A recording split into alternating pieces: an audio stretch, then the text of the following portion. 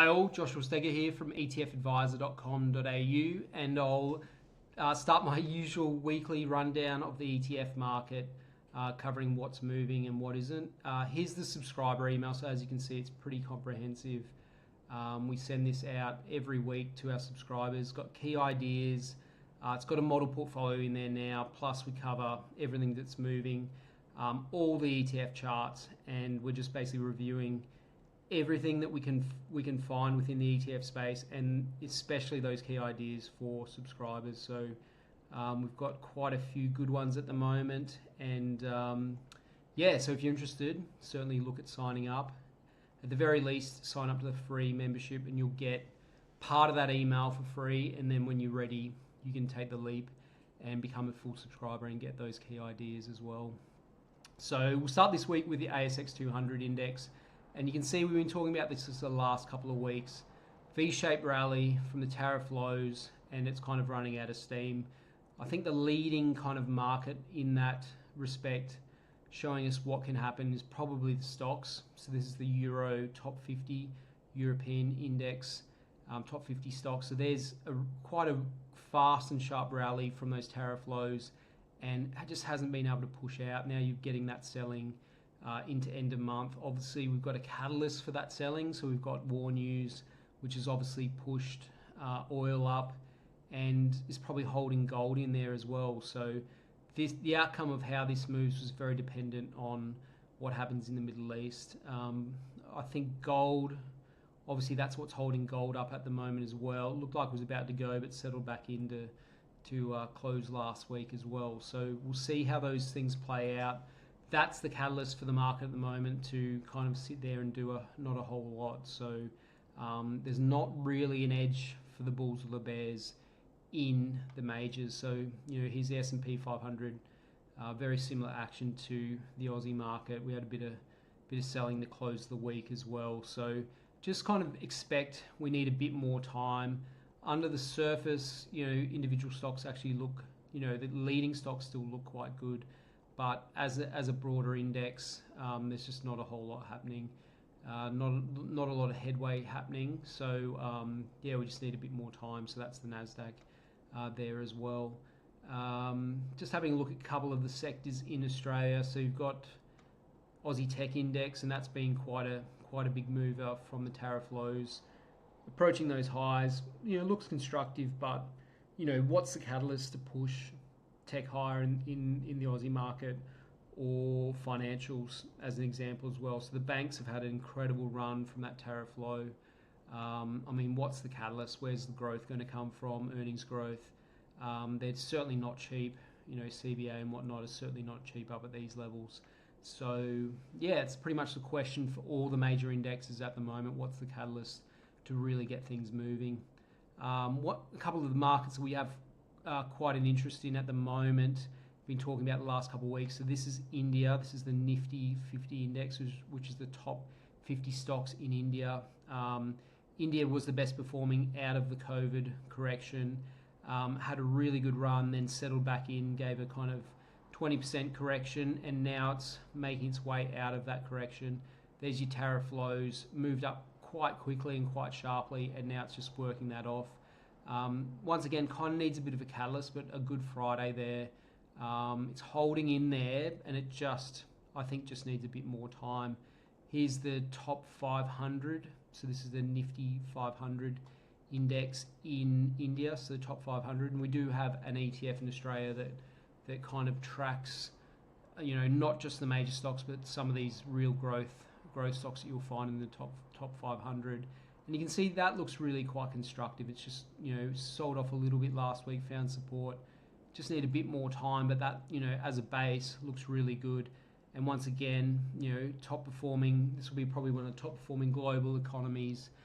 When you've got a market lining up and an economy lining up like this, yeah, it's definitely one to watch. And, potential catalyst could be, a trade deal with the US, or certainly the war news kind of dying down, and money starting to flow, back into some of these key growth markets. So that's something to keep an eye on. Another part of the market that of the world that we've been quite interested in at the moment is China and Asia. But if you didn't know how to play it and you're just looking at the Chinese index, you wouldn't think much of it at all. It's just in this really big base. This is the top 50 stocks in China, and that's definitely not where the action is. There's just no action in the domestic China stocks. Where the action is in Hong Kong, and Hong Kong's probably going to be the top market for new offerings, new IPOs in the world at the moment, after pretty much being a market that that didn't exist almost the last couple of years. So this is really good signs for the Aussie, or for the Hong Kong and Asian markets. So there's your tariff lows. It didn't moved up, and then it's kind of stalling out of these previous highs. Tried to move up and just sold off last week. So it's just taking its time. But if you have a look at a weekly base, this is really constructive action. It's just kind of building a really nice right hand side, compressing, and that's what kind of builds the energy for the next move. So this is a key idea, and we've got a few ways of playing that from Australia, which we've outlined to our subscribers. Some key stocks to look at within those Asian indexes, and of course the ETFs as well, is Alibaba. So this is a really big holding in a lot of those ETFs, and a big factor in the Hong Kong index as well. So it was one of the top movers out of or early this year until that kind of tariff correction. So this is kind of on DeepSeek and just kind of a general resurgence in interest in Asian stocks. Sold off in the tariff correction, rallied quite strongly, and now it's looking a little bit weak here. Certainly be keeping an eye on that, and it's a bit of a guide to the timing of when Hong Kong will potentially start moving, and some of those Asian ETFs, Hong Kong ETFs, will start moving as well. Tencent, another big name, looks constructive on the weekly here, holding in a bit better than Alibaba at the moment, but like we've seen in the last couple of weeks or so, just things globally kind of running out of steam. So the key big indexes and the big stocks, there's not a whole lot that's really pushing out at the moment. So things appear to be setting and need a bit more time, but certainly worth watching. I mean, things can change in a couple of days. I mean, that could move out and then everything looks a whole lot different, and so we certainly need to keep our eyes peeled. Another good example of kind of the weakness or the bit of profit taking that we've seen, combined with that war news, is so this is only listed in the US, but this is iShares MSCI China Small Cap ETF, and as you can see, really constructive base here now on the weekly chart. Actually moved out early June and was looking really quite strong. It's pulled back in about 7%. So that'll be kind of war news and general kind of lackluster markets to finish the end of into the end of June. So certainly be keeping an eye on that. But this is US listed, but just see if you can hold this kind of it's kind of pulled back into the top of the base. So we'll see if that holds. If that starts to push, we're going to get really quite interested in Asia and the ETFs that we've got in the Aussie market. So we'll certainly be alerting subscribers if we do see any change there. And as I said, 1 or 2 days can change everything. So while it looks constructive now, it could take another couple of weeks or 1 or 2 days and things are away. So you've really got to have your eyes peeled and your watch list ready at the moment. Some other key ideas that we've got our eye on that aren't quite ready yet. So this is Hack. So this is cybersecurity, BetaShares cybersecurity ETF in Australia, and you can kind of see there's your tariff low, really fast rally up to those previous highs, and like most indexes, it's just kind of biding its time here. But this looks really good. As a key idea going forward, I think certainly something needs to be on your watch list. But as to when it'll push out, we're going to want to see some catalyst, something moving globally. What index that's going to be, whether it's going to be India, Asia, NASDAQ, or Australia. We just don't know at the moment, so that's going to take a bit of bit of time, but certainly worth keeping on your watch list. One that did move out was one of our key ideas to subscribers last week, and this is a bit of a bottoming name. So this is food. This is global agriculture from ETF. So this covers, you know, anything in the food supply chain, and doesn't actually have any Aussie stocks in it. So very much a global exposure. But you can kind of see big downtrend. Hasn't done a whole lot over a long period of time, but all of a sudden, you know, we've got this. There's kind of a base there. It sat on top of the base, and just last week started to push out. Starting to see some green kind of skyscrapers come in, so there's definitely some buying, whereas they were previously, you know, the red skyscrapers which are selling.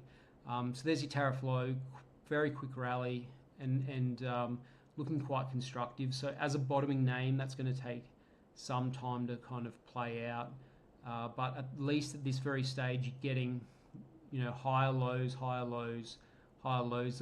There'll be a bit of selling. There's a bit of selling in the US names in this space on Friday, so we'll pull back in here. But as a bottoming name and a idea for the future, that looks really good.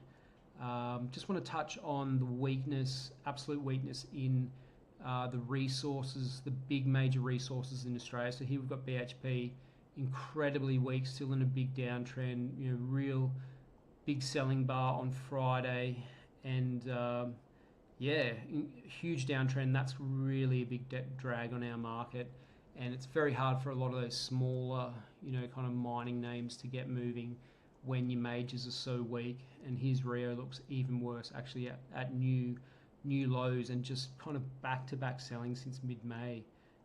Just that looks incredibly weak. All those red bars. Not even sure what's going on there, to be honest. It just looks incredibly weak and is a big drag on our market. So we'll be keeping a very close eye on that and the implications for the Aussie market, and what we do in terms of how we invest and where we invest going forward. Just touch base there on Bitcoin as well. So Bitcoin, I think, needs to be a really key name on everyone's watch list at the moment, just because of that sheer strength from the tariff lows, and there's a reason, you know, why people were buying that. Hit those new highs, and now it's kind of just settling in. So at the moment, this is very much a bear flag structure. So, a bull flag structure, which is a very positive chart pattern. But we'll see how that plays out, and certainly don't want it to go a whole lot lower than where it is at the moment. So one to keep an eye on. As I said, incredible strength from the tariff lows. Key idea, whereas Ethereum, Bitcoin's poor cousin, is definitely acting that way at the moment. So actually looks terrible. So yeah, definitely not the key idea in that space. But if we then have a look at the crypto ETF, this is listed in Australia. This is actually looking quite constructive, quite interesting. Rally from tariff lows and kind of tightening up. Obviously the previous highs are higher, but this looks instructive as kind of a potential lower entry. And in particular, we've had some action in the US. So Coinbase will be one of the key holdings within the crypto ETF, and it's had a really strong 2 days in the US. So there's definitely some action occurring in the US market in the crypto space. So that's pretty much where we are this week. There's not a whole lot happening, just a lot of stalling action in these major indexes. I don't expect a whole lot more in the next couple of weeks either. I just think it needs a bit more time. But we'll certainly be keeping an eye on things like India and Asia, whether they can start to get going, whether we start to see money flows into these names, into the real key growth markets that aren't as overvalued as, say, the major indexes in the US and Europe and also Australia. So whether we do get a bit of risk on, if we get kind of a die down in that war news in the Middle East, and whether investors are keen to get back in the growth markets, the emerging markets, and how we go about playing that. And as I said, some key ideas that are still working in the thematic and in the thematic ETF. So agriculture, obviously being one of those key ideas, and we've got a couple others that we've outlined to subscribers as well. So not a whole lot to cover this week, but that's a general feel. Feels like we need a bit more time, but as I said, there's some key ideas in thematic and sector ETFs. Plus, keep your eyes peeled, because you've got to have your watch list ready. Everything can change in 1 or 2 days, and things can start looking a whole lot better. So yeah, that's pretty much where we're at. I hope that gave you a bit of a rundown of how we work at ETFadviser, and yeah, where the opportunities may lay going forward.